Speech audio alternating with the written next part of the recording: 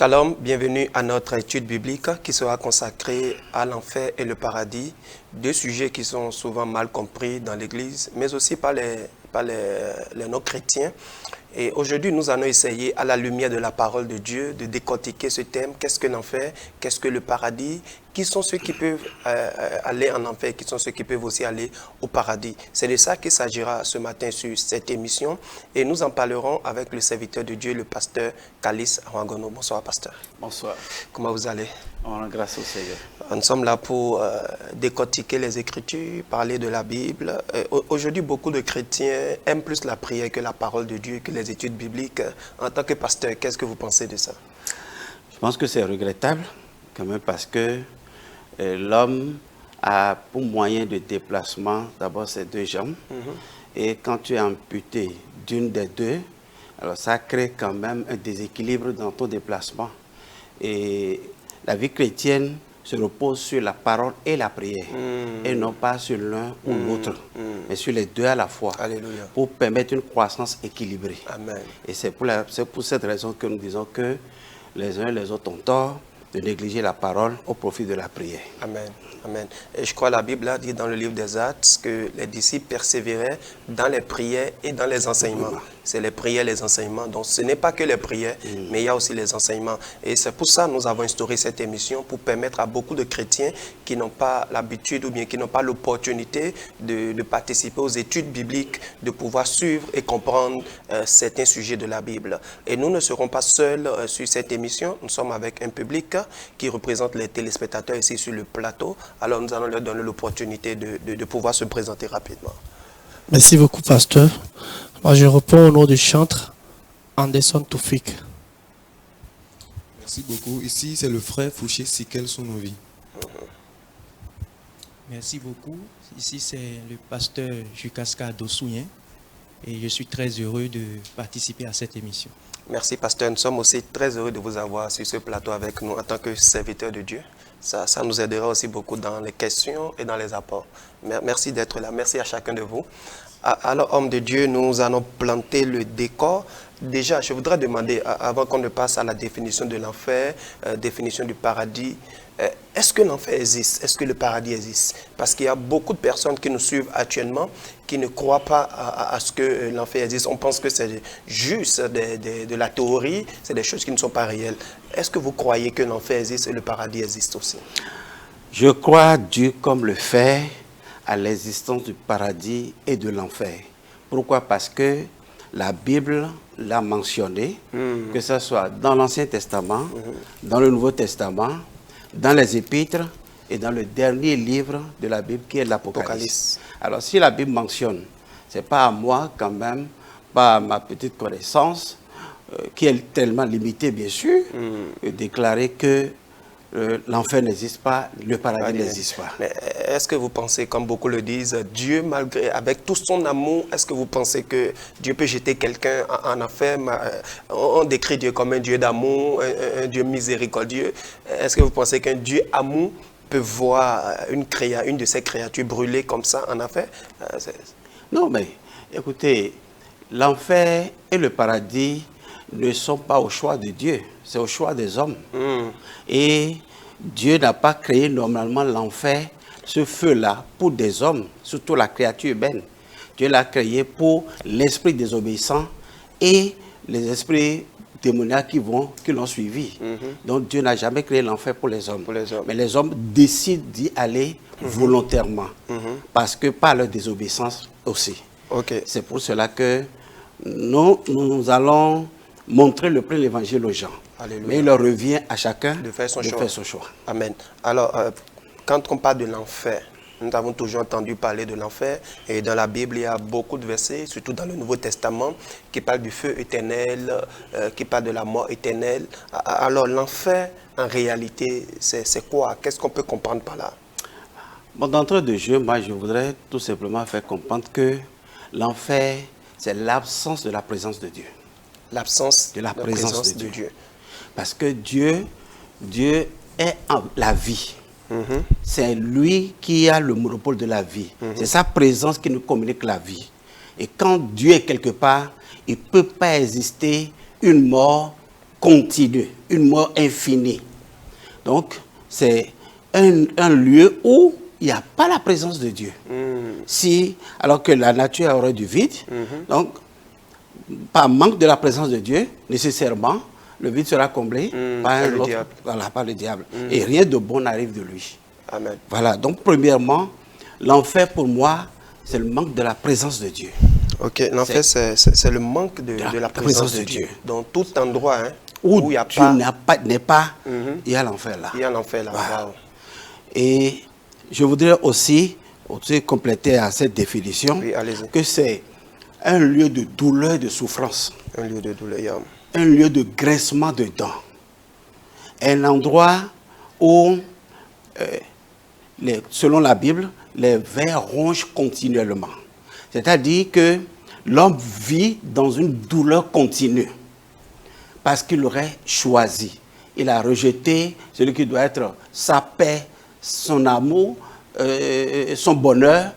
Et à l'absence de tous ces éléments-là, automatiquement, le vide est comblé par l'opposé de ces choses.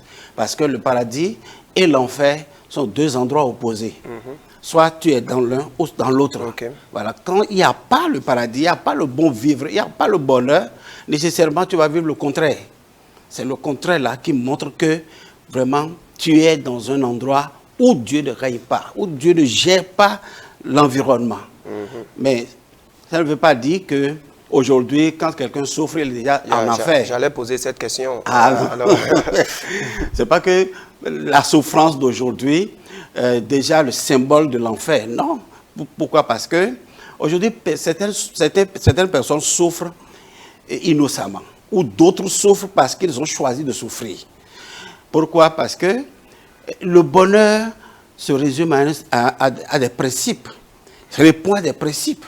Quelqu'un qui est paresseux, par exemple, c'est qu'il a choisi de souffrir, malgré qu'il peut se donner, il peut se créer des moyens. Ça, ce n'est pas encore l'enfer. Okay. Non, ce n'est pas encore l'enfer.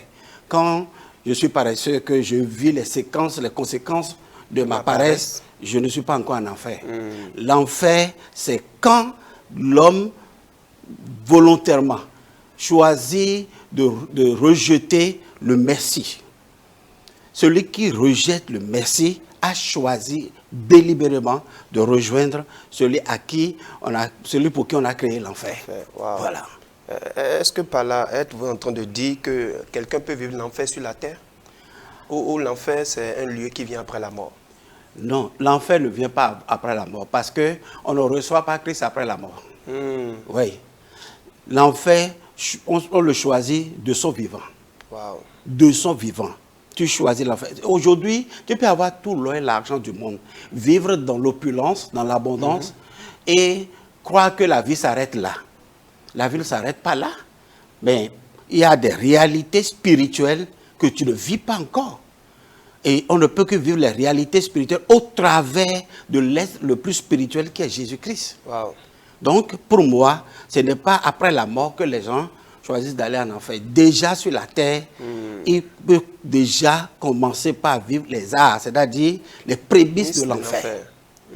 On a comme l'impression souvent que quand quelqu'un a tout le matériel qu'il faut, justement, il est heureux, il est épanoui. Mais c'est nous qui le disons. C'est l'apparence qui montre ça. Mais à l'intérieur de lui-même, il sait qu'il n'est pas heureux, il sait qu'il n'est pas épanoui, et il lui manque quelque chose. Parce que Dieu a créé l'esprit humain de manière à ce que, après la conscience, l'inconscience, le subconscient, il y a un vide en nous qui ne peut être comblé ni par la joie, ou bien les substances même, l'argent, la femme, la musique, tout ça là. Ce vide demeure dans l'homme et qui réclame l'adoration. Et ça dépend de celui à qui tu veux offrir l'espace là. Avec quoi tu veux combler l'espace là. C'est ça qui amène des gens, par exemple, quand ils ont les moyens, à se donner à tous les plaisirs du monde. Juste pour combler, ce vide-là. Mais tu ne peux pas combler. Parce que ce vide-là est spirituel, il faut combler ça par un être spirituel. Voilà. Normalement, c'est l'espace-là. C'est de là que doit sortir notre adoration. Quand on dit qu'il faut adorer un esprit, c'est de là que doit sortir l'adoration.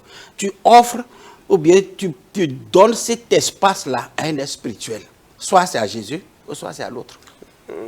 Je crois que ce point est très très important et je voudrais attirer l'attention de tous les téléspectateurs sur ce point.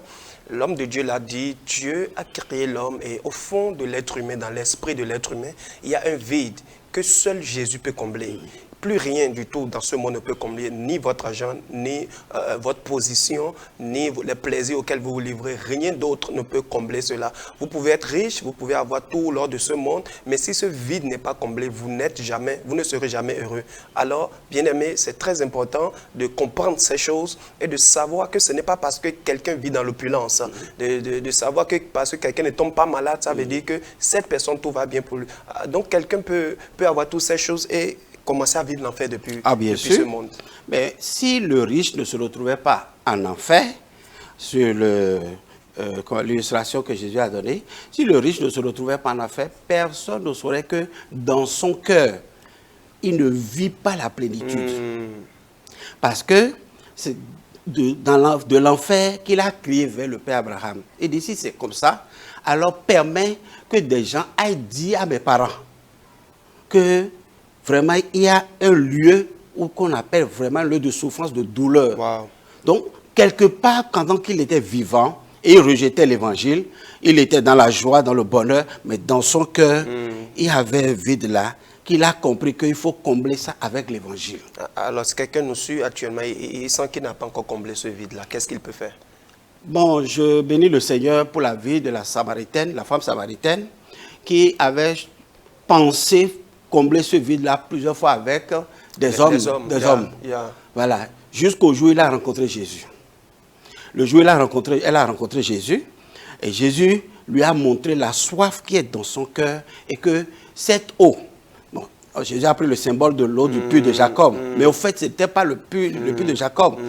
La soif qui est dans son cœur, qui l'a fait changer toujours, chercher le meilleur dans l'homme. Et elle a changé près de 5 maris. Wow. Et dit, la soif là ne peut être comblée ni par ce que tu vas chercher chez les hommes, mais je suis l'eau de vie qui peut te combler cette soif-là. Donc s'il y a quelqu'un qui croit que les moyens matériels peuvent combler le vide de son cœur, créé par Dieu lui-même dans l'homme, pour pouvoir l'attirer vers lui, pour qu'il vienne vers lui, pour faire de lui l'être à adorer. Merci. L'être à adorer. S'il ne comprend pas ça là, il faut qu'il sache qu'il est encore dans l'obscurité. Il a besoin nécessairement de Jésus, qui est l'eau de vie. Amen. Parce que dans le paradis de Dieu, dans Apocalypse chapitre 20, le verset 19, dans le paradis de Dieu, il y a une eau qui coule de là. Et puis Jean a dit que c'est une eau limpide. Donc ce n'est pas de liquide, mais c'est un symbole. Voilà, la présence même de Dieu Tout-Puissant. Alors sachez, bien-aimés, que la seule option que vous avez, c'est de pouvoir accepter Jésus. Jésus qui est cette eau, il dit, quand quelqu'un va boire de cette eau, il n'aura plus jamais soif. C'est maintenant je comprends de quoi Jésus est en train de parler dans ce verset vraiment. Merci, pasteur, pour cette révélation. Alors, nous étions en train de parler de la définition de l'enfer. Voilà. Vous aviez dit c'est l'absence de la présence de Dieu, c'est un lieu de douleur. Est-ce qu'il y a d'autres définitions? Oui, c'est un endroit où les gens vont continuer toujours pas se reconnaître.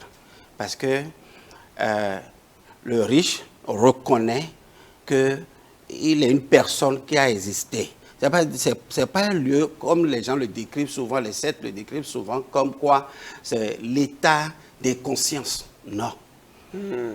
Non. Le riche a eu des désirs. Il dit, Père Abraham, mets ta main dans la plaie pour que il a encore ses facultés. Il se reconnaît encore. Donc ce n'est pas un lieu des consciences. Tu vas te reconnaître. Tu vas savoir que c'est toi qui avais fait ci, qui avais nié tout le temps l'existence de ce lieu, qui s'est retrouvé là. Voilà. C'est un endroit où le riche, par son orgueil qui l'a caractérisé sur la terre, il a encore manifesté ça encore dans l'enfer. Il dit, donne l'ordre quand même à Abraham, donne l'ordre. Le riche est caractérisé par l'orgueil. Donc il continue toujours à manifester son orgueil, même en enfer. Donc ça veut dire que ce n'est pas un lieu où on ne se reconnaît pas et puis on va vivre la douleur là sans être sensible. Non. On doit sentir quelque chose. Oui, tu vas sentir.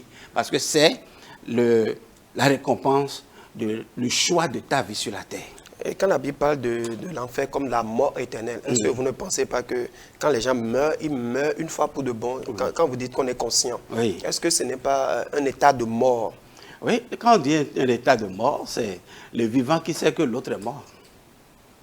Oui, c'est le vivant qui sait que mon collègue est décédé, il est mort, mais lui il passe dans un autre monde.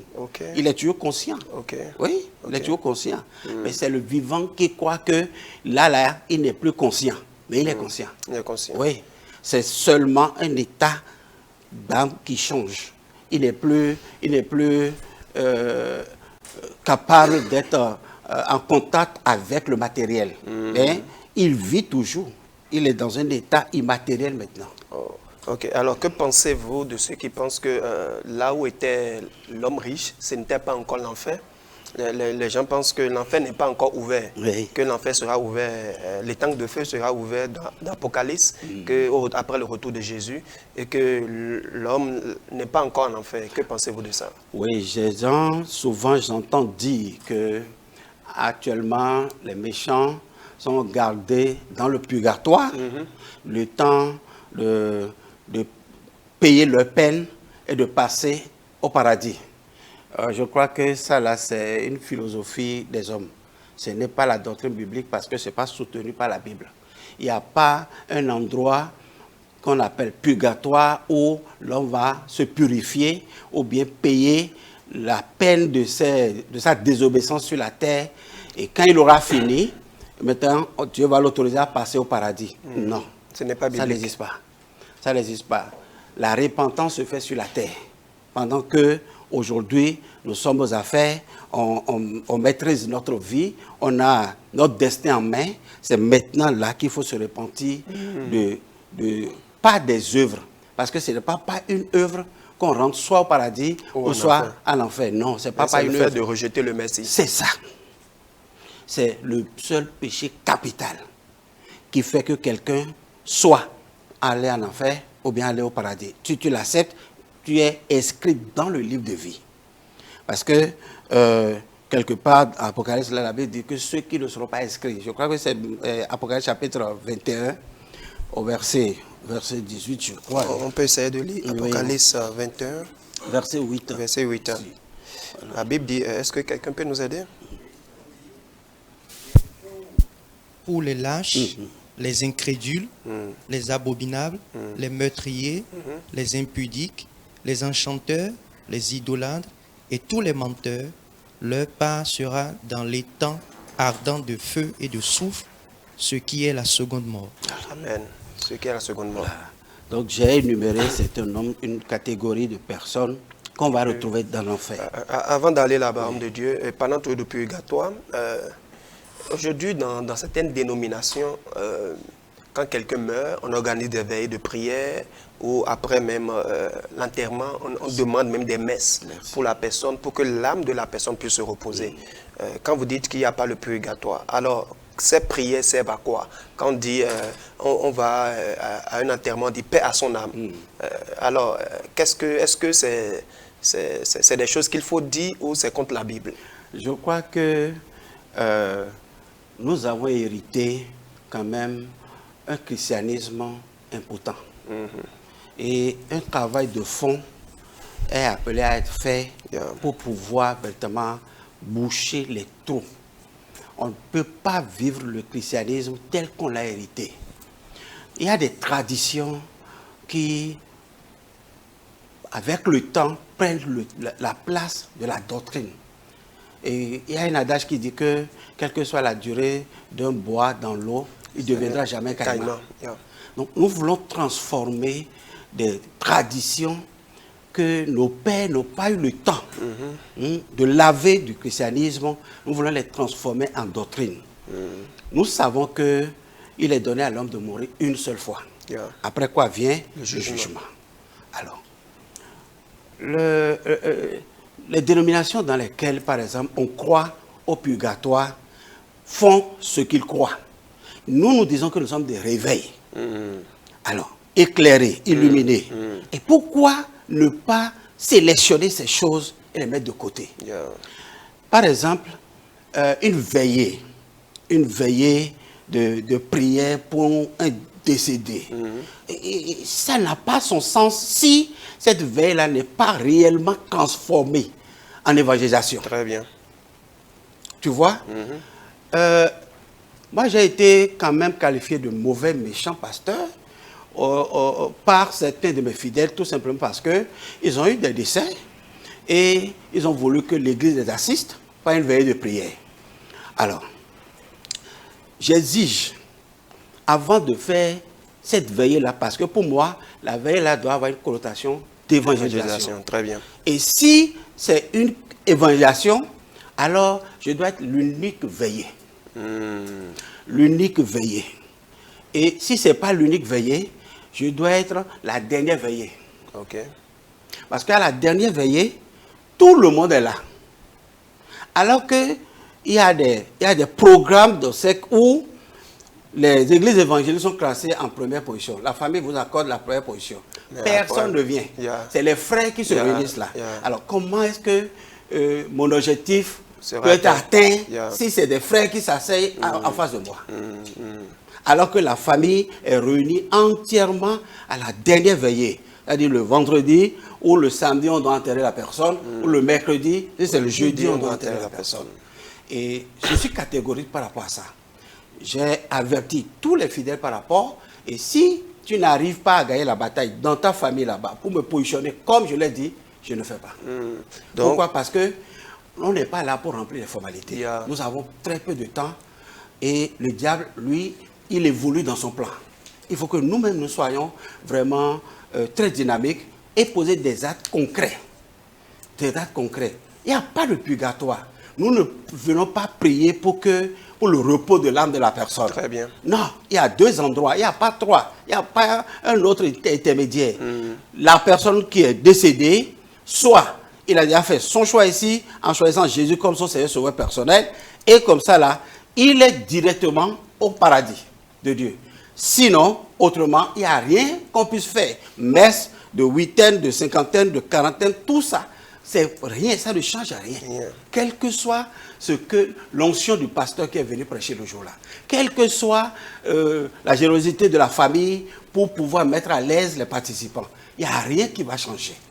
Donc, pourquoi alors se donner à ça si nous sommes vraiment dans le plan de Dieu, dans la volonté parfaite de Dieu? Voilà. Alors, merci beaucoup, pasteur. Je crois que c'est très clair. En tant que chrétien, nous devons, comme le pasteur l'a dit, revoir le christianisme qu'on a hérité. Il y a des choses qui sont des traditions des hommes qu'on a insérées dedans. On ne fait pas une veille mortuaire pour prier pour quelqu'un qui est décédé, pour que son âme se repose en paix. Ça n'a aucun effet, ça ne fait rien. Il n'y a pas de messe à organiser après pour pouvoir prier pour le repos de cette personne. Une fois que cette personne est décédée, la Bible dit, après la mort vient le jugement. Donc le sort de cette personne est déjà connu. Toutes vos prières ici sur la terre n'auront pas de fait. Alors pasteur, ça c'est une parenthèse avant de continuer sur l'enfer. Est-ce qu'on peut rendre hommage à un chrétien qui a fait du bien sur la terre et qui est décédé après? Est-ce qu'on peut organiser des séances d'hommage pour pouvoir montrer vraiment que cet homme il a fait quelque chose de bien? C'est au fait ce que nous avons fait. On peut le faire pendant qu'il est vivant, on peut le faire aussi, lui rendre hommage après sa mort. Parce qu'aujourd'hui, nous invoquons le Dieu d'Abraham, d'Isaac et de Jacob. On leur rend hommage comme ça, ils sont plus vivants. Et Jésus a dit, si vous invoquez le Dieu d'Abraham, d'Isaac et de Jacob, ça veut dire que Dieu est un Dieu vivant, un Dieu éternel. Pourquoi? Parce qu'il a été leur Dieu, ils sont morts, mais ce Dieu-là demeure toujours. C'est normalement ce que nous devons faire. Rendre hommage à quelqu'un qui a combattu le bon combat, qui a porté l'étendard de l'évangile très loin, quelqu'un qui s'est sacrifié, quelqu'un qui s'est donné véritablement au salut des âmes. C'est normal qu'on se rappelle de lui et que ce jour-là, on raconte l'histoire de sa vie. Amen. Comment il a mené la vie, les combats qu'il a menés, les grandes victoires qu'il a remportées, tout simplement pour stimuler la foi de la génération qui est présente là. Amen. Voilà. Merci, pasteur. Nous fermons la parenthèse. Revenons sur l'enfer. Parlant de l'enfer, tout à l'heure, en définissant l'enfer, vous parlez d'un lieu où il n'y a pas Dieu, un lieu où il y a la douleur. Est-ce qu'il s'agit d'un lieu géographique? Où on peut indiquer à quelqu'un que l'enfer, c'est il faut passer par ici, tu arriveras ici, on trouvera l'enfer ici. Nous sommes autorisés à parler quand la Bible parle. Yeah. Donc, quand la Bible ne parle pas, on ne parle pas. On ne parle pas. La Bible n'a donné aucun signal, aucune indication géographique quelque part dans un verset que moi, je connais en tout cas, que l'enfer se trouve quelque part ici, quelque part là-bas. Mais quand vous parlez de lieu, endroit, vous faites allusion à quoi? Je veux tout simplement démontrer que de l'existence, la réalité de l'enfer, que l'enfer existe. La Bible en a parlé. Et si la Bible a parlé de ça, ça veut dire que ça existe réellement. Alors, doit-on prêcher aujourd'hui l'enfer dans l'église? Est-ce qu'un prédicateur peut-il tout le temps attendre de prêcher l'enfer? Avait-il les fidèles sur l'enfer? Est-ce que ce n'est pas, est-ce que ce n'est pas une manière de faire peur aux gens? Qu'est-ce que vous pensez de ça? Je crois qu'on doit prêcher l'enfer. On doit prêcher l'enfer. Parce que c'est l'évangile. Je crois qu'on doit prêcher tout ce qui est écrit dans la parole de Dieu. C'est l'évangile. Et l'évangile porte toujours la vie. Ce n'est pas à nous de voir ce qu'on va prêcher, ce qu'on ne va pas prêcher. Et Jésus a-t-il prêché l'enfer? Mais si Jésus n'a pas prêché l'enfer, pourquoi est-ce que c'est écrit dans les évangiles? Jésus a prêché l'enfer. Amen. Voilà, c'est pour cela que c'est écrit dans les évangiles. C'est là lui qui a parlé de la parabole du riche et des pauvres. Oui, sûr. L'existence de ce feu-là nous est parvenue par les propos de Jésus. Amen. Voilà. Amen. Il faut prêcher l'enfer surtout à la génération actuelle. Oui, il faut commencer par prêcher l'enfer à notre génération. La génération tête baissée, qui est toujours dans les réseaux sociaux, il faut leur prêcher l'enfer. Wow. Parce qu'aujourd'hui, les gens n'ont plus d'égard pour ce qui est sacré. Et on s'amuse avec tout. Yeah. Pendant que la prédication passe, par exemple, quelqu'un qui est en train de zapper sur les réseaux sociaux, dans l'église, dans la présence de Dieu. Mais il faut que la personne, là, on le mette devant quand même les réalités. Il faut qu'on lui dise la vérité. Mais tu t'amuses avec ta destinée, non ta vie. Ta destinée. Le reste de ta vie, après le séjour sur cette terre. Il faut qu'on prêche l'enfer aujourd'hui. Les gens sont très têtus. Alors, qui sont ceux-là qui iront en enfer? L'enfer est réservé pour... Je crois que tout à l'heure, le pasteur Gidasca a listé un peu. Dans Apocalypse 21. J'ai noté un certain nombre ici. Les adorateurs de la bête, ceux qui ont reçu la marque de la bête, ils iront en enfer. Il y a des gens, par exemple, qui ne savent rien de la marque de la bête, par exemple. Donc, ils iront en enfer. 2. L'antéchrist ira en enfer et le prophète, le faux prophète également. Aujourd'hui, je ne veux pas décortiquer ces différents points-là. On aura l'opportunité de revenir. De revenir en son temps. Le diable sera jeté en enfer. Ceux dont les noms ne sont pas inscrits dans le livre de vie, ils iront en enfer. Les lâches, les incrédules, comme on a listé tout à l'heure, les abominables, les meurtriers, les débauchés, les enchanteurs, les idolâtres, tous iront en enfer. Ceux qui se livrent, c'est-à-dire ceux qui pratiquent le mensonge. Il y a des gens qui ne réfléchissent pas avant de mentir. C'est-à-dire, devant toi comme ça là, il a déjà préparé et formaté la chose de manière à ce que c'est propre. Qu'ils sachent que ceux qui sont comme ça là, ils iront en enfer. Il y a des gens qui vivent de mensonge aujourd'hui. Ils vivent du mensonge. C'est ça. Et eux là, ils sont là auprès des gens bien placés qui ont besoin de leur service là pour lui mentir du 1er janvier au 31 décembre. Sans que tu ne sois sensible, sans que tu ne démasques ça. Il ira en enfer. Ceux qui permettent d'ajouter ou de retrancher la parole de Dieu là, ils iront en enfer. Et également les anges déchus. Voilà les 4 catégorie de personnes qui vont se retrouver en enfer. Si vous permettez, nous allons revenir sur sur certains de ces critères que vous venez de citer pour aller en enfer.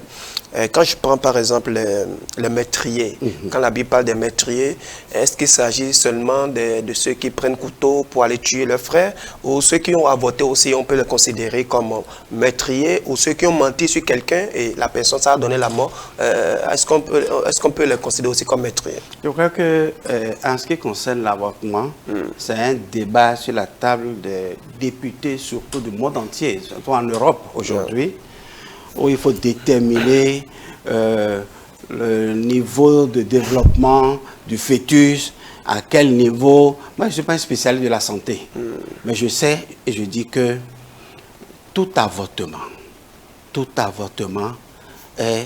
est considéré comme un avortement. Et il faut véritablement que les gens réfléchissent par rapport à ça. Sinon, juste pour un avortement, tu vas te retrouver dans la catégorie des meurtriers. Wow. Et quand on parle de meurtre, il y a des meurtres quand même dont le meurtrier, au fait, n'avait pas l'intention. Justement. Et Dieu, lui, ne juge pas les actes. Dieu juge la pensée.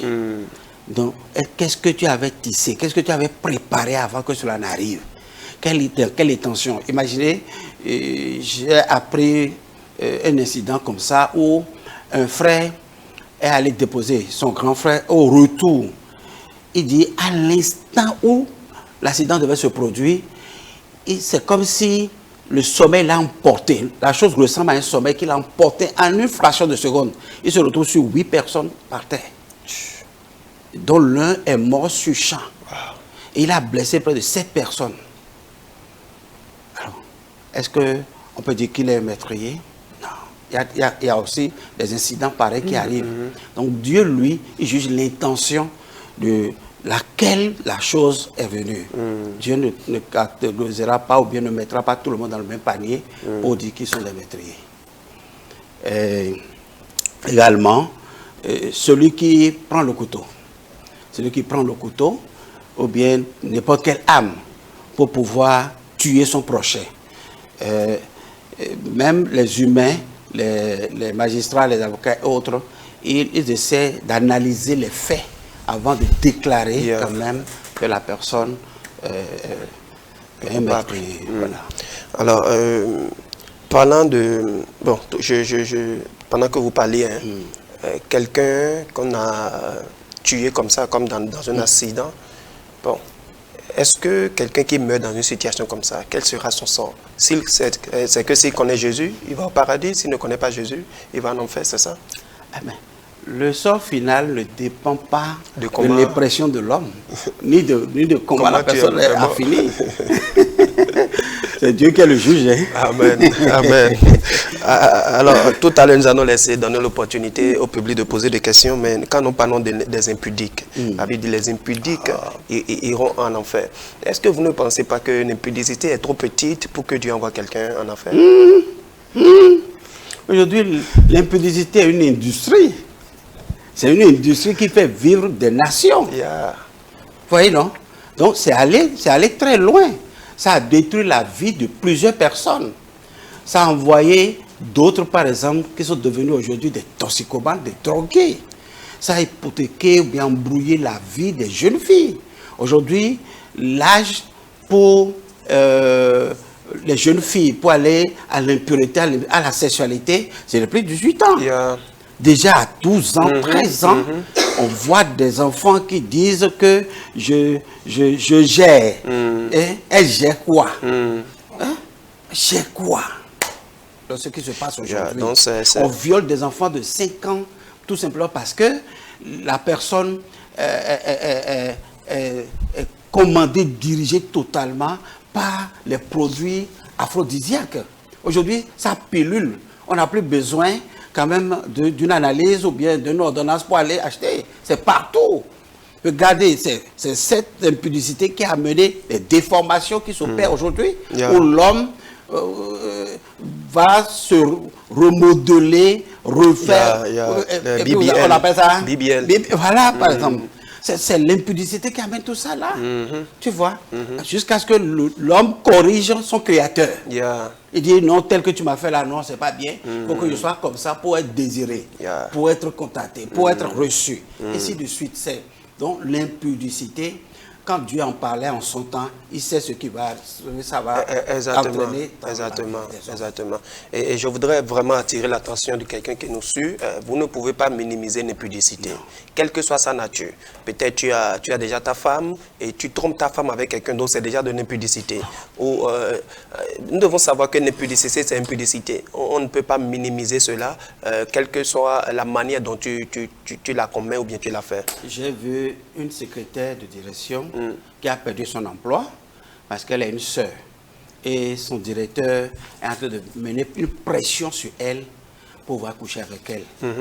Tout simplement parce qu'elle est belle. Alors, à cause de sa foi, elle a résisté à son directeur, elle a perdu son emploi. Vous voyez? Donc, l'impudicité est en train de créer tellement de dégâts aujourd'hui dans la vie. Et par exemple, j'ai lu sur les réseaux sociaux qu'un élève de 15 ans a enceinté son professeur. Oh. Regardez ça. Comment un professeur, le minimum d'âge d'un professeur, c'est au moins 20 ans, 22 ans.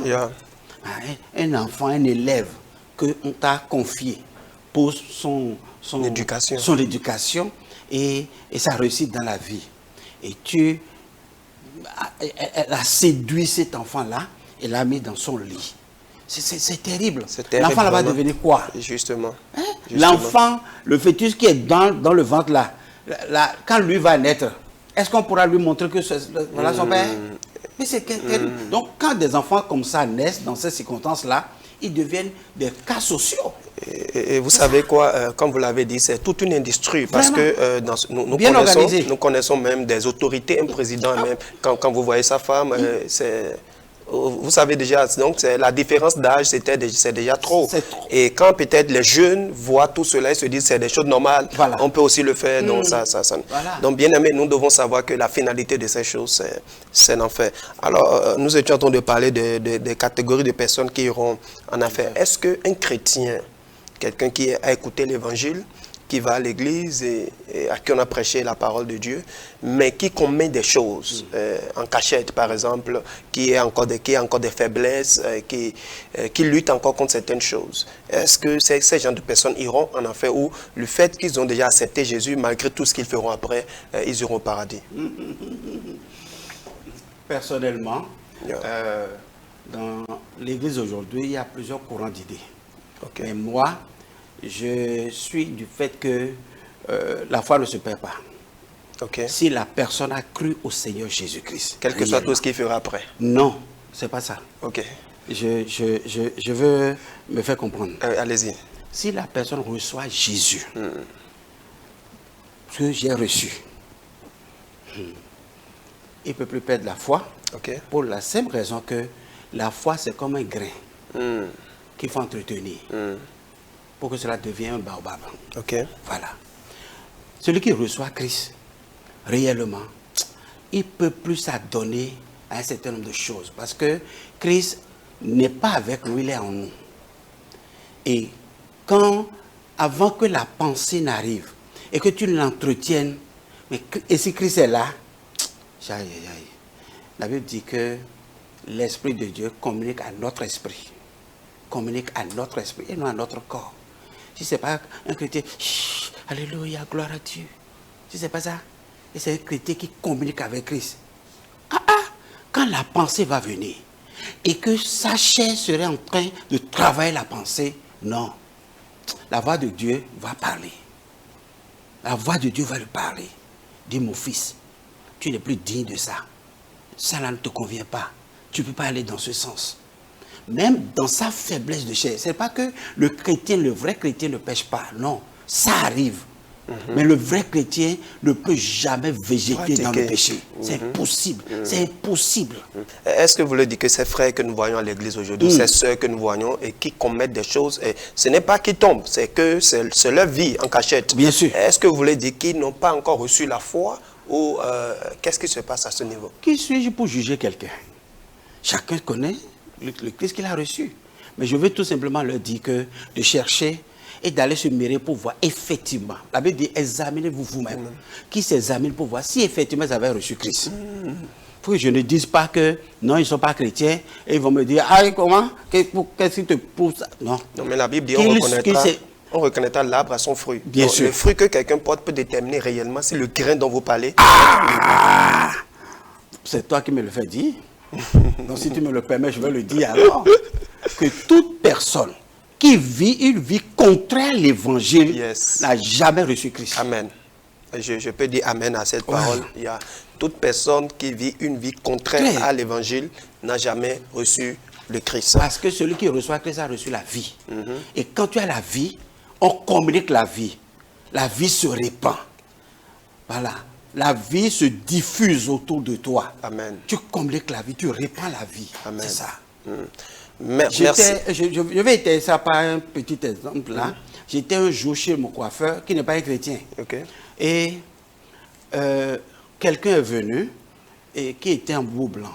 Donc il est de l'autre côté. Et le coiffeur l'appelait, comment appelle-t-on, chargé. Donc le fils du coiffeur commençait par à prendre en charge le monsieur et le coiffeur lui-même me coiffait. Et quand le coiffeur a tourné, il est venu au milieu de nous deux. Il dit, moi je suis très béni ce matin parce que je suis en deux serviteurs de Dieu. Un chargé et puis un pasteur. Et l'autre lui a dit, non, écoute, celui que tu es en train de coiffer là, je le connais, mais lui ne me connaît pas. Je le suis à la télé évangélique tout le temps. Ça, c'est quelqu'un qui connaît la parole de Dieu et qui est un homme de Dieu. Alors, c'est là que je l'ai regardé. Je ne l'ai pas reconnu aussi, mais je l'ai salué. Mais donc, lui-même reconnaît que le coiffeur n'est pas entre deux hommes de Dieu.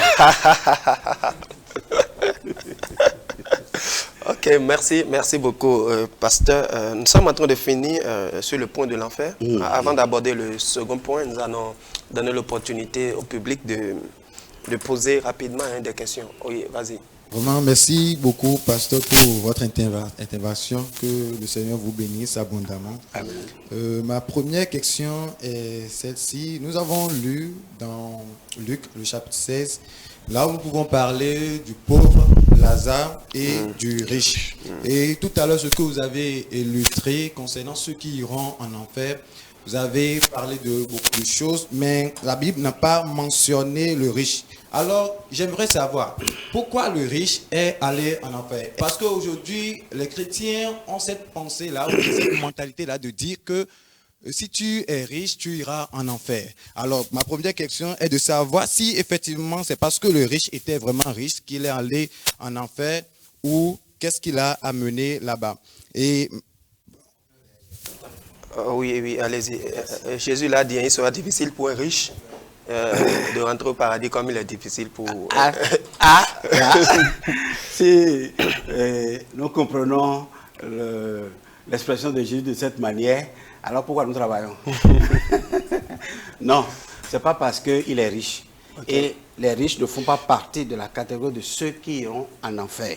Mais il est allé en enfer tout simplement parce que lui-même a reconnu. Il dit, alors, Père Abraham, ordonne aux gens pour qu'il amène l'évangile à ma famille. Donc lui, l'évangile avait frappé à sa porte. Il a résisté à l'évangile. C'est parce qu'il n'avait pas accepté l'évangile qu'il est allé en enfer, non pour le fait qu'il est riche. Alors, le chrétien qui développe cette mentalité, comme quoi le riche n'ira pas au paradis, il ira en enfer, parce que Jésus a dit... il sera difficile à un riche de rentrer dans le royaume comme un chameau de passer par le trou d'une aiguille. Écoutez, ce que Jésus est en train de dire, ça n'a rien à voir avec l'animal, le chameau, et le trou de l'aiguille. Vous savez, au nord, les gens habitent dans les tatas. Les tatas sont bas. Et les portes des tatas sont très petites. J'ai expérimenté ça une fois. Et il est difficile à un chameau de passer dans la porte là pour entrer dans le tata là s'il ne se fléchit pas. Alors si le riche n'accepte pas de fléchir ses genoux, il ne peut pas rentrer dans le royaume des cieux. Voilà ce que Jésus était en train de dire. Donc, il ne Parce s'agit qu'il est pas- difficile à un riche de s'humilier. Difficile à un riche de s'humilier. Et puis, l'erreur de l'Église, c'est de recevoir les riches parmi nous comme étant riches. Et il y a des riches, par exemple, qui ont des sièges spéciaux dans les églises, où même en son absence, personne ne s'assoit là. C'est sa place. C'est sa place. Quand vous recevez un riche de cette manière, vous ne lui rendez pas service. Ok. Tout riche doit nécessairement renoncer à lui-même et se charger de sa croix et suivre le Seigneur, et il pourra entrer dans le royaume. Amen. Donc, l'homme riche n'est pas allé en enfer à cause de sa richesse. Mais La richesse ne nous amènera pas en enfer. Il est allé en enfer simplement parce qu'il n'a pas accepté l'évangile. Rapidement, la deuxième question. La deuxième question, nous allons lire dans Matthieu, le chapitre 25, le verset 31 et le verset 32. Là, il est écrit: lorsque le Fils de l'homme viendra dans sa gloire avec tous les anges, il s'assiera sur le trône de sa gloire. Le verset 22 dit: toutes les nations seront assemblés devant lui. Il séparera les uns d'avec les autres, comme le berger sépare les brebis d'avec les boucs. Vous avez dit tout à l'heure, lorsque vous étiez en train de parler, que lorsque quelqu'un meurt, comme nous avons pris l'exemple du riche et du pauvre Lazare, lorsque le riche est mort, il est allé directement en enfer.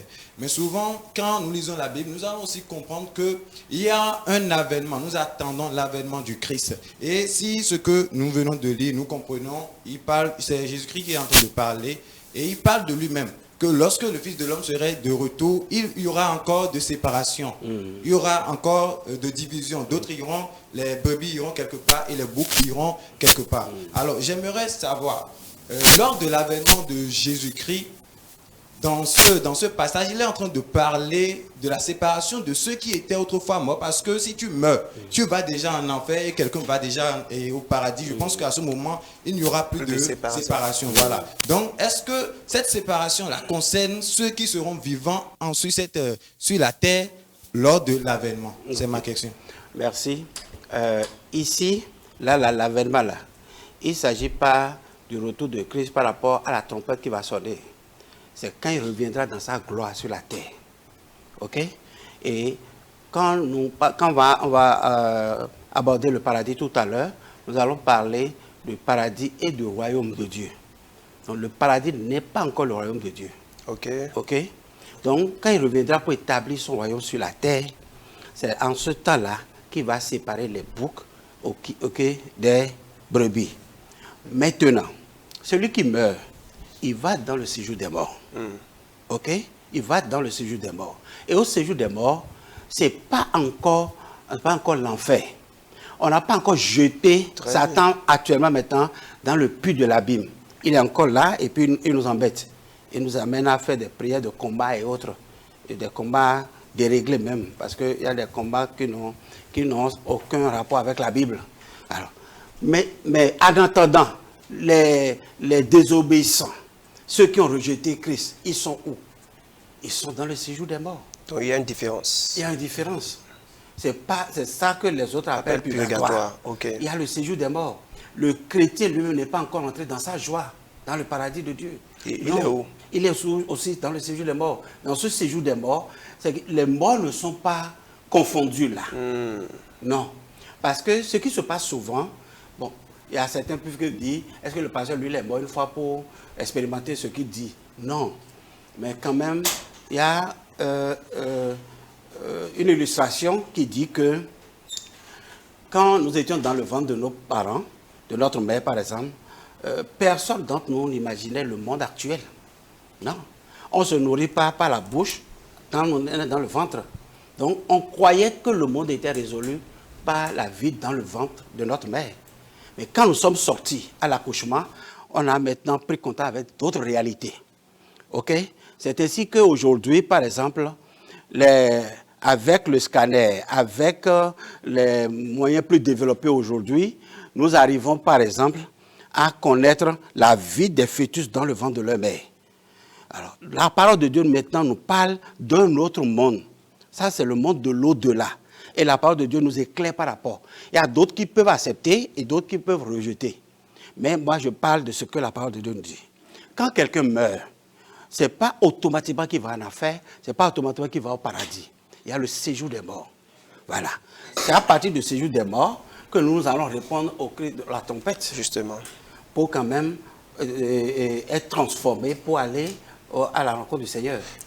Donc ça veut dire que dans le séjour des morts, il n'y a plus d'espérance, comme vous l'avez dit. Et il n'y a plus quelque chose à faire pour changer de niveau. Le vivant ne peut rien pour le mort qui est au séjour des morts. Alors, merci beaucoup, pasteur. Oui, Ok, merci beaucoup, pasteur, pour votre intervention. Je reprends toujours le nom du chantre Anderson Tofik.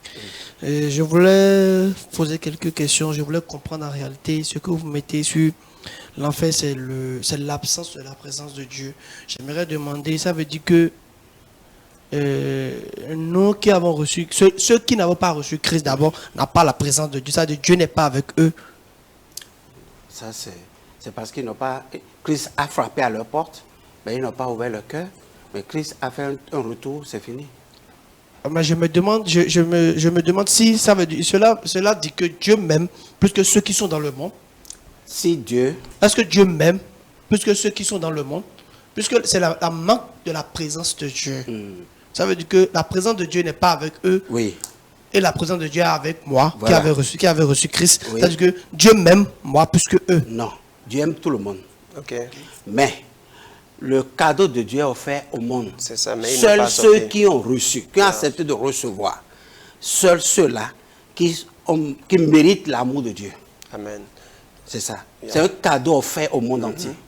Alors, celui qui reçoit, parce qu'il est dit à tous ceux qui l'ont, Reçu. et ceux qui croient en son nom. Donc, ça veut dire que Dieu offre son amour à tout le À monde. tout le monde. Jésus est allé à la croix pour toutes les catégories de personnes. Personne. Mais il y en a qui acceptent, il y en a qui refusent. Mais exactement comme le serpent d'airain dans le désert. Il est dit, celui qui regarde le serpent ne sera plus mordu par les serpents. Ou même sa plaie ne va pas lui attirer la mort. Mais il y a des gens qui ont refusé de regarder. Et ils sont morts dans le désert. Alors que la solution était là. C'est exactement la même chose aujourd'hui. Bon, pour clôturer cette partie, je voulais demander aussi, qu'en est-il pour ceux qui sont avant Jésus-Christ? Très bien. Ben, les Abraham, Isaac et Jacob étaient morts avant Jésus. Oui. Ok? Mais ça, c'est le Jésus physique. Il n'était pas avant le Jésus spirituel divin. Yeah. Parce qu'avant toute chose, il existait. Amen. Merci. Amen. Ça fait que quand Abraham voulait acheter sa terre, la chaîne de Mamré, pour enterrer Sarah, on lui a offert ça gratuitement, il a refusé. Et il l'a acheté. Mais c'est prophétique. Parce que là où il a enterré Sarah, c'est là qu'il a obligé ses enfants à l'enterrer lui-même. Et Isaac est mort. Isaac a obligé ses enfants à l'enterrer auprès de son père. Et quand Jacob est mort en Égypte, il a appelé Joseph. Il dit, si je meurs, ne m'enterre pas ici. Enterre-moi auprès de mes pères. Mais voilà qu'ils sont sortis des années après. La Bible dit qu'à leur sortie, ils ont pris les os Yeah. de Jacob et ils sont venus l'enterrer également là. Joseph a exigé que lui-même soit enterré auprès de ses pères. Donc, la chef de Mamré était l'Hébron d'aujourd'hui. Et l'Hébron était à la sortie de Jérusalem, c'est-à-dire hors de la ville. C'est hors de la ville que les Juifs enterraient leurs morts. Donc, c'est là que la croix a été érigée. Il avait dit, quand on l'a fait descendre de la croix, il y avait un tombeau à côté. Et on l'a mis là. Donc Jésus a été enterré auprès d'Abraham, d'Isaac, Jacob, Joseph, tout ça là. Et à la résurrection, quand il est ressuscité le 3e jour, ce sont ces morts-là qui sont ressuscités avec lui. Personne n'est ressuscité au Bénin. Donc ça veut dire que c'est sa famille qui est ressuscitée. Merci beaucoup, pasteur. Je crois le pasteur Jikaska, rapidement, oui. J'aimerais dire merci au pasteur Ange pour l'éclaircissement qu'il nous apporte. Pasteur Calice. C'est son grand frère. C'est le grand frère de Ange. Pasteur Calice. Donc, moi, je voulais demander quelque chose tout à l'heure. Quand quelqu'un meurt et qu'il est en Christ, est-ce qu'il va au paradis ou bien il va d'abord sous le sceau, c'est-à-dire sous le 5e sceau? Parce que l'Apocalypse nous dit que pendant que le 5e sceau est ouvert, il a vu des âmes de ceux qui avaient témoigné de Jésus et qui disaient, Maître, mais jusqu'à quand nous vengerais-tu? Et il leur fut donné des robes blanches jusqu'à ce que le temps fût accompli. Donc aujourd'hui, quand un croyant meurt, il va exactement où? J'ai cru comprendre que le pasteur a dit qu'il y a le séjour des morts, Oui. où il y a ceux qui doivent être, où les morts sont tous là. Mais j'aimerais demander si le croyant va aussi dans ce même lieu. Ok.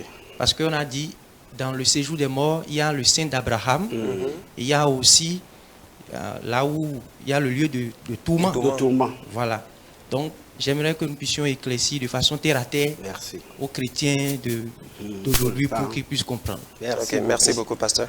Et je voudrais dire d'entrée de jeu que ceux qui ont reçu la résurrection sous le 5e sceau, ce sont ceux qui ont traversé la tribulation. Ceux qui sont passés par la grande tribulation et qui ont payé leur salut par le sang. Parce que c'est après l'enlèvement que les sceaux seront dévoilés. Les sceaux vont commencer à être dévoilés après l'enlèvement. Et le dévoilement des sceaux montre la période de la grande tribulation. Alors, il y a des chrétiens aujourd'hui, c'est-à-dire la Vierge folle, aujourd'hui, dont tu as parlé tout à l'heure, des gens qui sont dans l'église, qui ont le salut, mais qui s'amusent avec leur foi. C'est la Vierge folle. Leur lampe va s'éteindre, alors que la lampe de l'Éternel ne s'éteint pas. Amen. La Bible a dit qu'au temps de Samuel et Élie, le sacrificateur, la lampe de l'Éternel était sur le point, mais la lampe de l'Éternel ne s'était pas. Voilà. Donc, la Vierge folle va traverser la grande tribulation. Elle va se rendre compte de l'évidence de ce qu'on leur disait. C'est pour cela que j'ai dit tout à l'heure, il faut qu'on prêche l'enfer, pour que les gens soient conscients de quelque chose. Parce qu'ils vont se rappeler de ça à un moment donné. Ah, on nous disait ça, on nous disait ça. Donc, la Vierge folle qui s'est réveillée et qui a accepté de sacrifier sa vie pour son salut, va réclamer à l'Éternel la vengeance. On nous a fait subir autant de choses. Vous savez, si vous lisez l'histoire de l'Église, et vous voyez ce que les Juifs, ce que les Romains ont fait de l'Église, c'est pitoyable. Et ces choses vont s'accentuer dans la tribulation également. Alors, donc, le chrétien qui meurt, que le chrétien sache que quand il meurt aujourd'hui, il ne va pas directement au paradis. Dans le séjour des morts, il y a l'espace pour chacun. Le juste et le méchant ne vont pas au même endroit. Mais ils peuvent se voir parce que, chef, est-ce que Oui. c'est passé, si je n'interprète mal, la Non. Bible dit que le pauvre, le riche a reconnu oui, voilà. le pauvre Lazare. Et ils peuvent communiquer. Ils peuvent communiquer.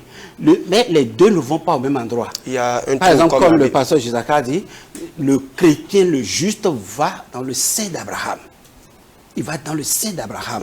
Et quand on dit dans le sein d'Abraham, c'est-à-dire il est au même endroit avec Abraham. Yeah. Mais le méchant a un début de tourment. Ce n'est même pas encore le tourment même. Il a un début de tourment.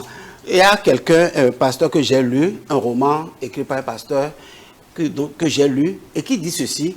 Il dit, après la mort, après ton enterrement, et pendant que le corps n'est pas encore retourné à la poussière, l'âme est en divagation sur la terre. Mais le jour où ton corps est déposé dans le tombeau et que la poussière retourne à la poussière, l'âme a tendance quand même à s'approcher de ses connaissances. Par exemple, au cimetière, il a tendance à s'approcher de ses connaissances, leur parler, les toucher. Mais comme il est déjà immatériel, il ne peut plus toucher. Personne ne l'entend. Et quand tout le monde s'en va, alors il se retrouve seul. Il a tendance à retourner dans son corps, il ne peut plus retourner dans le corps. Le corps est séparé de lui. Alors c'est en ce temps-là que l'accueil vient. L'accueil vient pour venir le prendre, pour l'amener à son lieu. À partir de l'accueil qui est venu, toi, tu sais déjà l'endroit où tu vas te retrouver. Alors, C'est ici, une...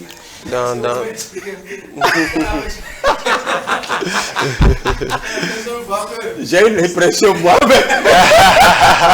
Parce que- le roman, là. C'est-à-dire, quand tu vois le protocole qui est venu là, toi, mais tu sais déjà. Là où tu veux aller. Là où t'amènes. Waouh. Et tu n'as plus le choix. Que Les ailes et puis... dans Luc 16, verset 26, Abraham dit d'ailleurs, il y a entre nous et vous, un grand abîme. Donc ça veut dire, dans le séjour des morts, c'est divisé en deux. Il y a un abîme au milieu, et puis il y a les autres de l'autre côté. Et puis les justes de ce côté, il y a... et puis les justes voient. C'est spirituel quand même, mais nous pouvons nous faire une idée à part des Écritures. Justement. Et quand vous dites que les morts sont morts, ils n'ont plus d'idée, tout à l'heure vous avez parlé de l'âme qui est immatérielle, comment se fait-il qu'il y a certaines personnes qui invoquent les morts et des fois, quelqu'un meurt et puis ils invoquent la personne, c'est comme la personne revient encore et ils discutent encore avec la personne. Est-ce que c'est possible, cela?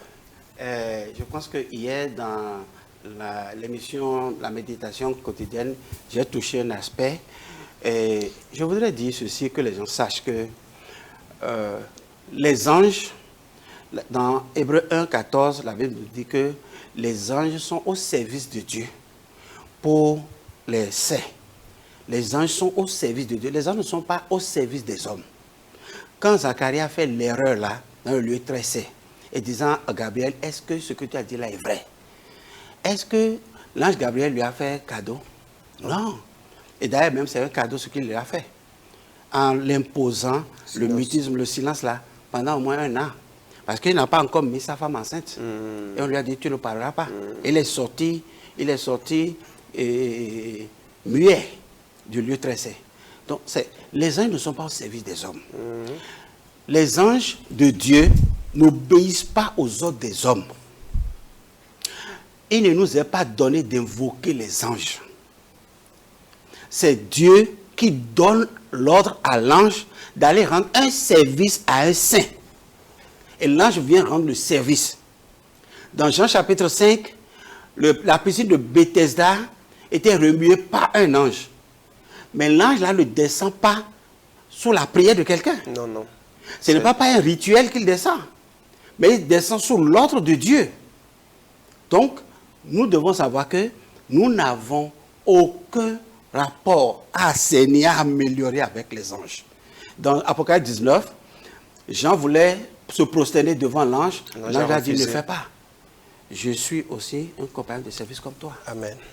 Donc, c'est là-bas, là, dans l'au-delà, là. Tu n'auras pas une volonté par rapport au protocole d'accueil qui viendra te chercher. Yeah. Il n'y a pas de volonté. Alors, mais quand même, même quand tu seras immatériel, mais l'âme est là. Ok. Ma dernière question, et nous allons aborder le second point. Que pensez-vous de ces témoignages qu'on a entendus où des personnes ont dit qu'ils sont allés en enfer et qu'ils sont revenus et qu'ils ont vu même Satan en train de frapper les gens en enfer? Est-ce que Satan aura frappé les gens en enfer ou lui-même sera frappé? Est-ce que Satan aura aussi le temps de penser à frapper quelqu'un? Parce que Satan a été jeté dans l'enfer. Lui-même est en train de subir les peines de ses actes. Il n'aura pas le temps de quelqu'un. Est-ce qu'on va punir encore des gens là? Il y a des témoignages, par exemple, qui ont été rédigés, que moi j'ai lus, mais auxquels je n'ai pas cru. Personnellement, c'est mon opinion. Je n'ai pas cru à ces témoignages-là, à ces rêves-là. Que je suis allé en enfer, je suis revenu, et Dieu m'a montré le paradis, et puis tout ça là. C'est mon opinion à moi. Je n'ai pas cru. Parce qu'il y a des incohérences qu'on constate avec les Écritures dedans. Et Dieu ne se contredit pas. Yes. Dieu ne peut pas amener quelqu'un à aller faire un rêve, et puis les détails du rêve seront contraires à l'Évangile. Non, du tout pas. Je ne crois pas. Ok, merci pasteur. Dans cette première partie de l'émission, nous avons parlé de l'enfer. Et qu'est-ce que c'est que l'enfer? L'enfer, c'est un lieu de tourment. L'enfer, c'est un lieu de souffrance. L'enfer, c'est carrément l'absence de Dieu. Et ceux pour qui l'enfer est réservé, normalement, l'enfer n'a pas été créé pour les êtres humains. L'enfer a été créé pour Satan et les démons qui sont les anges qui sont déchus. Et tous ceux qui vont renier Jésus, tous ceux qui vont rejeter le Messie, n'iront pas au paradis, ils iront en enfer. Donc, quand vous rejetez Jésus, sachez que déjà, vous êtes sur le chemin de l'enfer. Et ce n'est pas quand on meurt qu'on choisit le lieu où on ira, mais c'est pendant que tu es encore vivant. Parce que une fois après la mort, il n'y a plus de prière, il n'y a plus une messe qu'on peut faire pour toi, pour que tu sois vraiment réellement sauvé. C'est pendant que tu es vivant que tu dois prendre la décision. Et sachez ceci, ce n'est pas parce qu'aujourd'hui, tout va bien pour vous, vous avez un bon travail, vous avez une belle famille, vous avez tout ce que vous voulez, que déjà vous êtes sur le chemin de paradis. Non, le chemin de paradis, c'est le choix que vous avez fait en suivant Jésus ou pas. Bien-aimés, que tout ceci nous réveille et nous amène à nous examiner pour voir réellement si nous avons reçu Jésus. Bienvenue sur votre émission Dévoilement. Dévoilement, votre émission spéciale qui vous inspire, vous sonde et vous montre le chemin. On croit que Jésus est venu, il est mort et il est ressuscité pour les péchés. Si nous choisissons un autre chemin que lui, nous devons savoir ce qui nous attend. Nous avons deux formes de jeûne, le jeûne personnel et le jeûne communautaire. Par les différents éminents hommes de Dieu invités, ayez désormais une connaissance approfondie et claire sur vos préoccupations bibliques. La grâce, source de salut, nous enseigne le dépouillement de soi, le détachement et le renoncement. C'est trois choses. Vous voyez maintenant. Et puis on renonce aux propositions sataniques. La seule chose qui peut vous faire perdre la grâce de Dieu, c'est que vous retournez dans les principes élémentaires de la loi. Prenez alors le rendez-vous tous les jeudis à 22h, les mardis à 10h sur la télé évangélique. Dévoilement, le grand rendez-vous de compréhension biblique parfaite.